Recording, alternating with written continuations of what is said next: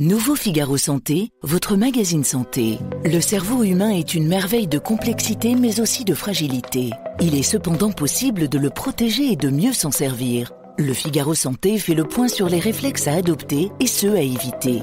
Le Figaro Santé, nos solutions pour votre santé. Actuellement chez votre marchand de journaux. Les podcasts du Figaro.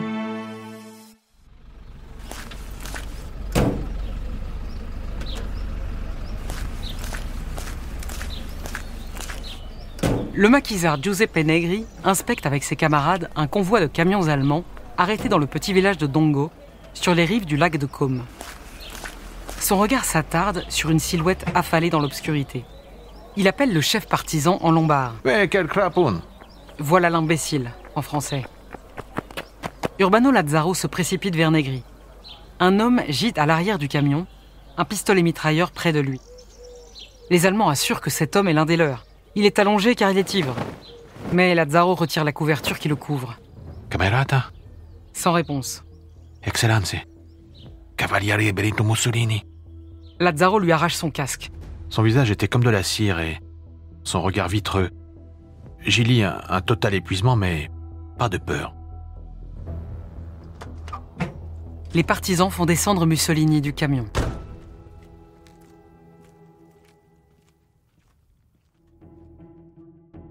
Bonjour et bienvenue dans ce nouvel épisode des sagas du Figaro Histoire consacré à l'année 1945. Je suis Isabelle Schmitz, directrice adjointe du Figaro hors-série. Le 8 mai 1945, l'Allemagne nazie capitule, mettant fin à 6 années de guerre en Europe. Les Alliés venus d'Afrique du Nord, de Normandie et de l'URSS atteignent avec douleur Berlin dévasté. L'ordre qui vient est encore flou, mais déjà les géants américains et soviétiques entrent en concurrence. Dans ce deuxième épisode, nous raconterons la chute des régimes fascistes et nazis, le meurtre de Mussolini et le suicide d'Hitler. Nous suivrons également les troupes françaises jusqu'au Nid d'Aigle, la résidence du Führer. 27 avril 1945, la fin du Duce. Le récit des dernières heures de Mussolini est contesté. On ne saura probablement jamais ce qui s'est vraiment passé pour l'homme dont l'historien Pierre Milza écrit qu'il avait été l'arbitre de l'Europe. Le dictateur proche des démocraties britanniques et françaises, qui, lorsqu'elles s'opposèrent à la conquête de l'Éthiopie, s'était tourné pour son malheur et celui de son peuple vers Adolf Hitler. L'orateur puissant que les foules acclamaient au cours de fréquentes cérémonies patriotiques. Le créateur de l'Italie moderne, l'amateur de femmes.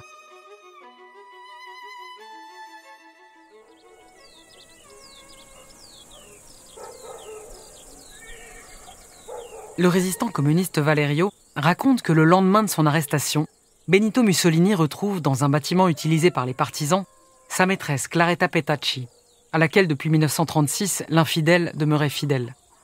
Les communistes arrivent avec ordre de Milan d'exécuter sommairement le Duce et sa maîtresse. Ils les font monter dans une modeste Fiat 1100.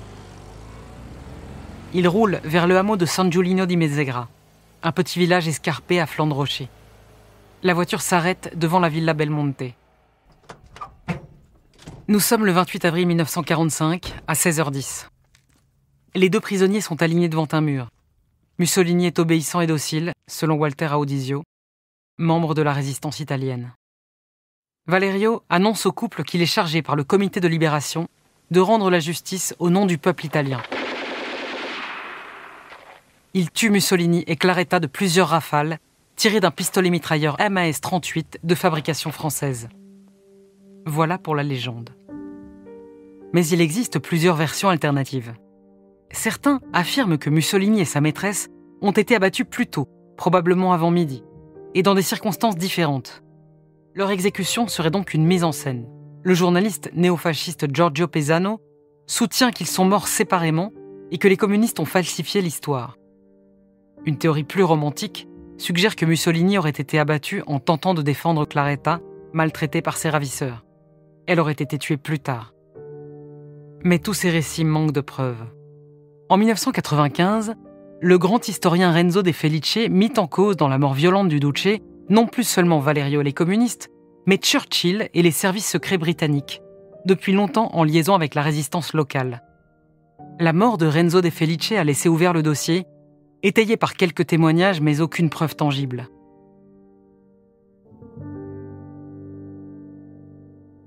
En revanche, sur ce qui suivit l'exécution, il n'y a pas contestation. Une fois les corps de Mussolini et de Claretta abandonnés à la garde de 2 partisans, Valerio reprend la route de Dongo. En représailles de la mort de 15 de ses partisans fusillés quelques mois plus tôt sur le Piazzale Loreto de Milan, Valerio fait exécuter sur la place du village 15 hiérarques qui avaient suivi le Duce dans sa fuite. Leurs cadavres sont jetés dans un camion, rejoints par ceux de Mussolini et de sa maîtresse. Au matin du 29 avril, les corps sont déposés dans un coin du Piazzale Loreto. La foule, de plus en plus nombreuse, plus excitée, s'acharne particulièrement sur les corps de Mussolini et Claretta. Ils sont couverts de crachats, roués de coups. On accouple dans la mort l'amant et la maîtresse, avant qu'on ne décide de les pendre tous par les pieds à la poutre d'une station-service. La photo de Mussolini, pantin désarticulé, et de Claretta, dont un partisan avait eu la charité de lier la jupe autour des jambes nues, fait le tour du monde.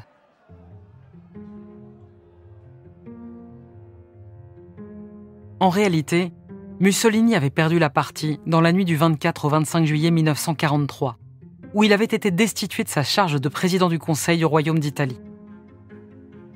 Conscient de la colère populaire devant les défaites en chaîne, les bombardements, l'invasion, la misère, le roi, plusieurs membres du Grand Conseil, dont Ciano, son gendre, et les chefs militaires l'avaient fait arrêter.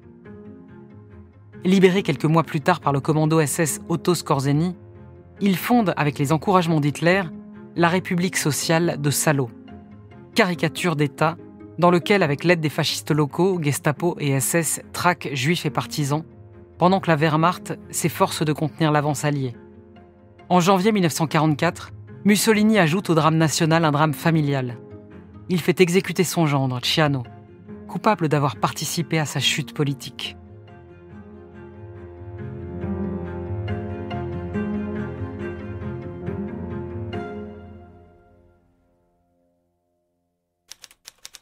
« 30 avril 1945, la mort du loup.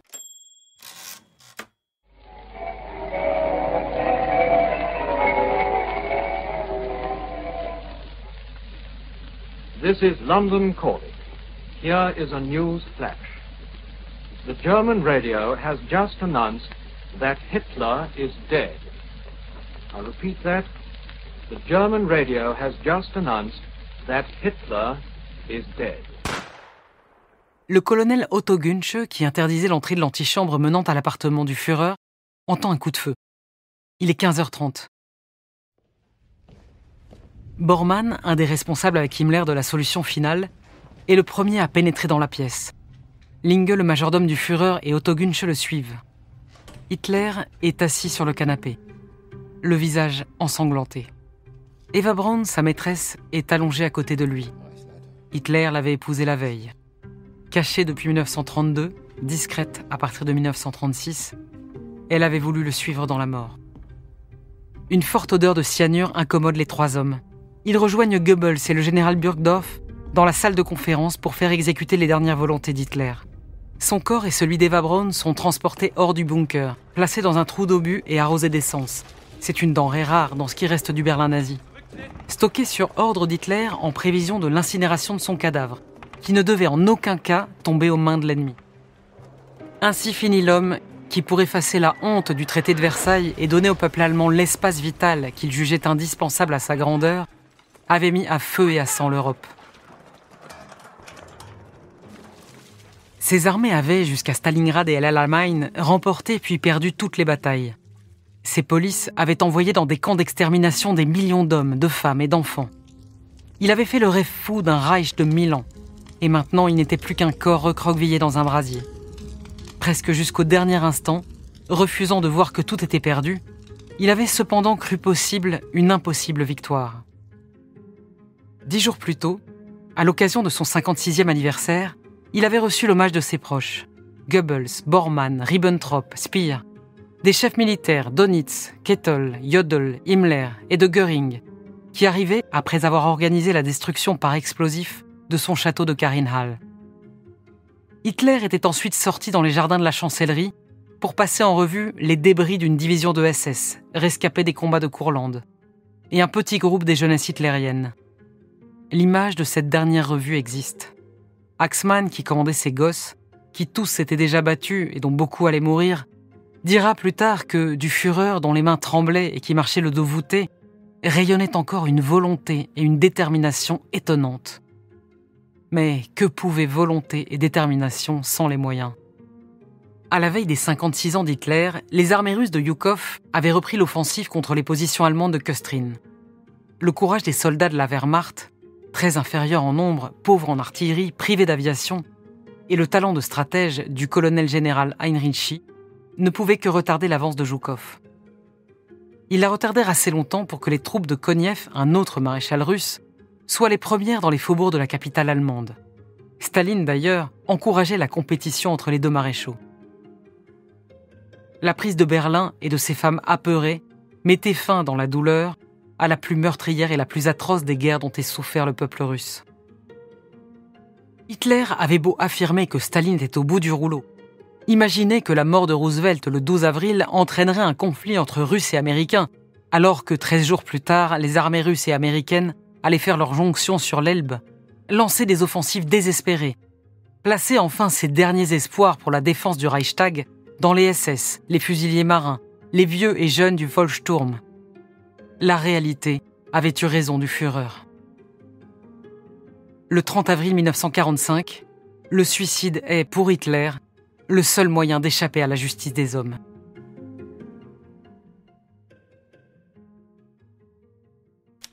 « 5 mai 1945. Les Français au nid d'aigle. » Les 5 premiers mois de 1945 donnent à l'armée française l'occasion de prendre une éclatante revanche sur sa défaite de 1940. D'abord à Strasbourg.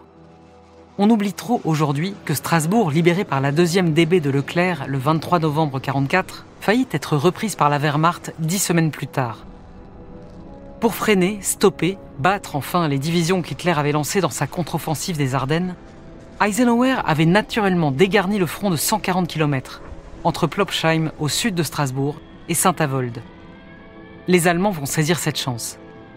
Le 31 décembre à 23h, 6 divisions d'infanterie et 1 panzer attaquent en direction de la trouée de Saverne. La réaction d'Eisenhower est immédiate. Il ordonne à ses troupes, parmi lesquelles la première armée française commandée par De Lattre, de se replier promptement sur la position principale des Vosges.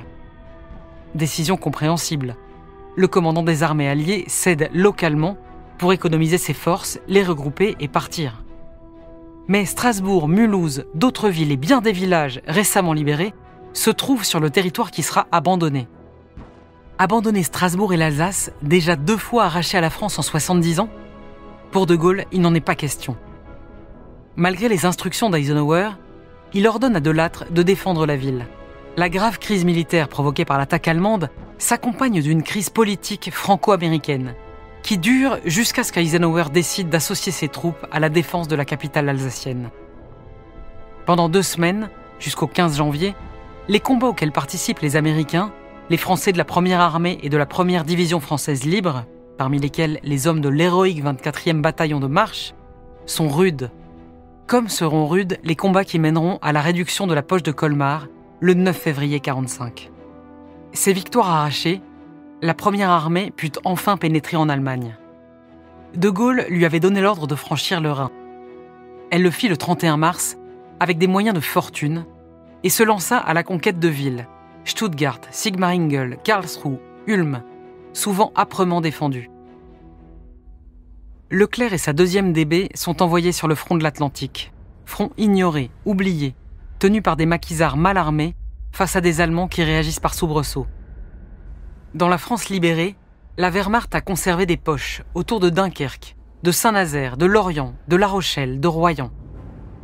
Alors que tout se joue en Allemagne, Leclerc et ses hommes sont retenus devant Royan. Libérés, ils se précipitent. Le 27 avril, leurs premiers éléments franchissent le Rhin à Mannheim. Le 3 mai, le groupement Gilbon reçoit l'ordre de prendre Berchtesgaden et le nid d'aigle où Hitler recevait ses généraux. Une compétition s'engage entre les Français de Gilbon et les Américains de la 3e division d'infanterie du général O'Daniel. Qui arrivera le premier ? les soldats du capitaine Touiras sont les premiers sur la route sinueuse qui conduit au Nid d'Aigle. Après 4 heures de marche, ils arrivent au pied de l'ascenseur saboté, menant à la salle à manger d'Hitler. Au terme d'une véritable escalade, le soldat Marcel L'Huillier et le sous-lieutenant Catelin arrivent en vainqueurs. Berchtesgaden, le repère où Hitler a préparé ses crimes. Berchtesgaden, le centre de la toile d'araignée nazie, a été conquise par les soldats français. La bâtisse tient en équilibre sur un éperon rocheux qui domine les Alpes bavaroises. Au printemps, les montagnes environnantes se couvrent d'un tapis végétal luxuriant. En hiver, les sommets sont blanchis par la neige. La vue est à couper le souffle. Alain Raphaël, vétéran de la 2e DB, au micro de France Info. Ça avait été très durement bombardé, la route était très abîmée, mais on est rentré sans un coup de feu. Et il y avait, pendant de la terrasse, un énorme drapeau bleu, blanc, rouge. Je suis monté et je suis rentré dans le bureau d'Hitler. Enfin, naturellement, la grande baie qui donne sur la montagne était complètement... Tout ça avait été incendié, bombardé, était moitié détruit. C'est quand même une sacrée récompense de se retrouver dans le bureau d'Hitler. Le 5 mai à 17h, le drapeau français est placé sur les rebords de la terrasse d'où Hitler avait tant de fois fait des rêves de conquête. 8 mai 1945. L'Allemagne rend les armes. Avant le suicide d'Hitler, d'importants responsables nazis avaient songé à en finir. Des généraux avaient imaginé ne résister que pour l'honneur face aux Occidentaux, l'essentiel des forces allemandes étant opposé aux Soviétiques. Hitler rejeta cette solution. Lorsque l'Allemagne fut coupée en deux après la jonction américano-soviétique sur l'Elbe, Göring envoya depuis la Bavière un télégramme à Hitler en proposant de le remplacer s'il ne jouissait plus des libertés d'action. Il fut arrêté et démis de ses fonctions. Heinrich Himmler, quant à lui, tenta de négocier une paix séparée avec les Américains et les Britanniques via la Suède. Mais ces derniers refusèrent pour ne pas froisser les Soviétiques. À Berlin, les femmes étaient aux mains des vainqueurs, qui cherchaient des proies dans tous les abris. Hitler mort, il fallait mettre un terme à une lutte sans issue. 2 mai, à minuit 40, le général Weidling, dernier défenseur de la capitale, obtient l'arrêt des hostilités alors que le drapeau rouge flotte sur le Reichstag depuis 2 jours. De son côté, l'amiral Dönitz, désigné par Hitler comme son successeur, n'a qu'un but, tenir tête aux Soviétiques pour faire passer à l'ouest de l'Elbe le plus grand nombre possible de ses soldats afin de leur éviter une captivité en Russie. Eisenhower refuse la proposition de cesser le feu temporaire de Dönitz et fait connaître son refus aux Russes. Dönitz n'a plus qu'à se résigner.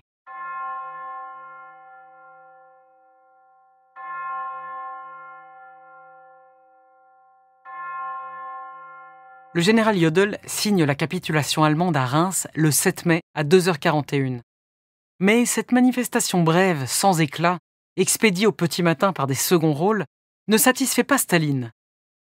Il exige que Berlin, symbole de la victoire des armes soviétiques, soit choisi pour une nouvelle et solennelle cérémonie de capitulation. Et c'est le 8 mai 1945 qui reste à l'histoire.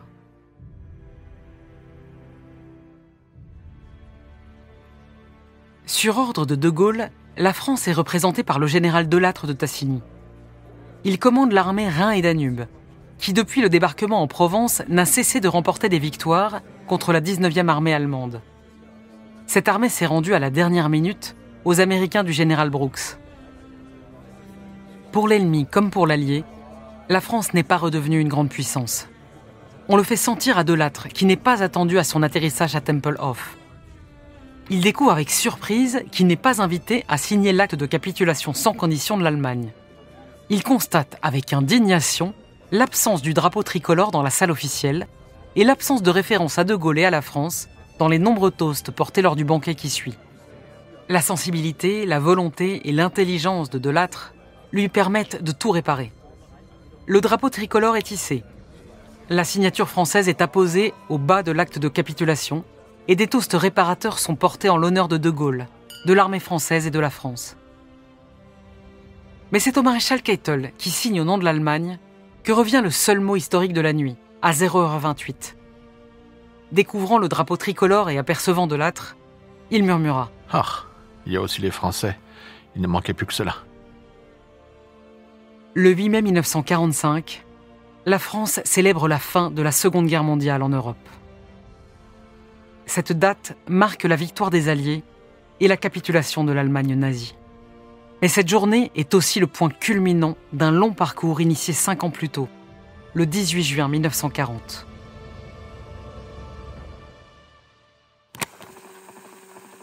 La guerre est gagnée. Discours de victoire du général de Gaulle le 8 mai 1945. C'est la victoire des Nations Unies et c'est la victoire de la France. Honneur, honneur pour toujours à nos armées et à leurs chefs. Honneur à notre peuple, que des épreuves terribles n'ont pu réduire ni fléchir. Honneur aux Nations Unies qui ont mêlé leur sang à notre sang, leurs peines à nos peines, leur espérance à notre espérance, et qui aujourd'hui triomphe avec nous. Ah, vive la France!